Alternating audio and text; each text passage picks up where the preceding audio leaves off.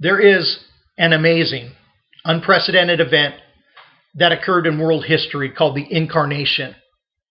Jesus Christ, or the Word becoming flesh, the gracious, voluntary act of the Son of God assuming flesh or taking on a human body with a human nature and yet being totally without sin. The Gospel of John chapter 1 verses 1 through 2. In the beginning was the Word, and the Word was with God, and the Word was God. He was in the beginning with God. Verse 14, and the Word became flesh and dwelt among us.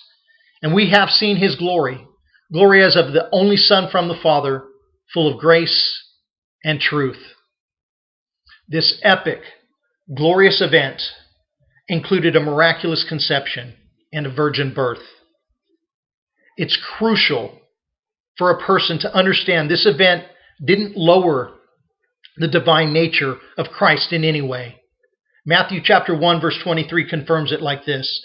Behold, the virgin shall conceive and bear a son, and they shall call his name Emmanuel, which means God with us.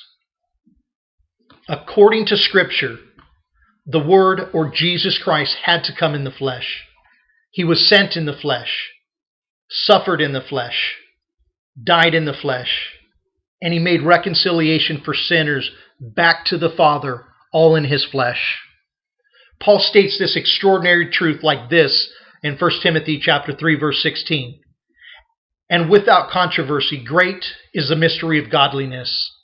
God was manifest in the flesh, justified in the Spirit, seen of angels, preached unto the Gentiles, believed on in the world, received up into glory. There are a couple of dangers in viewing the incarnation incorrectly. First, we must realize it never changed the deity of Jesus Christ. The incarnation is ultimately about salvation. It took a perfect, sinless, holy, in every way sacrifice to appease the divine justice of the Father. It took God Himself to accomplish the work of mankind's redemption. 1 Peter chapter 1 verses 18 through 20. Knowing that you were not ransomed from the futile ways inherited from your forefathers, not with perishable things such as silver or gold, but with the precious blood of Christ, like that of a lamb without blemish or spot. He was foreknown before the foundation of the world, but was made manifest in the last times for the sake of you. Second, if we do not hold securely to this fundamental truth, we simply, in accordance with the Bible, are not of God. 1 John chapter 4, verses 2 through 3. By this you know the Spirit of God. Every spirit that confesses that Jesus Christ has come in the flesh is from God.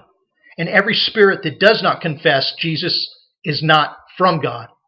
This is the spirit of the Antichrist, which you heard was coming and now is in the world already. The incarnation of Jesus Christ is one of the pillars to Christianity, an essential to the gospel message. To remove it from its foundational position is to err in religion and embrace heresy. For those of us who hold fast this truth, it's of immense importance. It's not just the story of Christmas. Friends, we need to stop limiting the richness of this truth to an annual event. The incarnation means our Redeemer and salvation has come.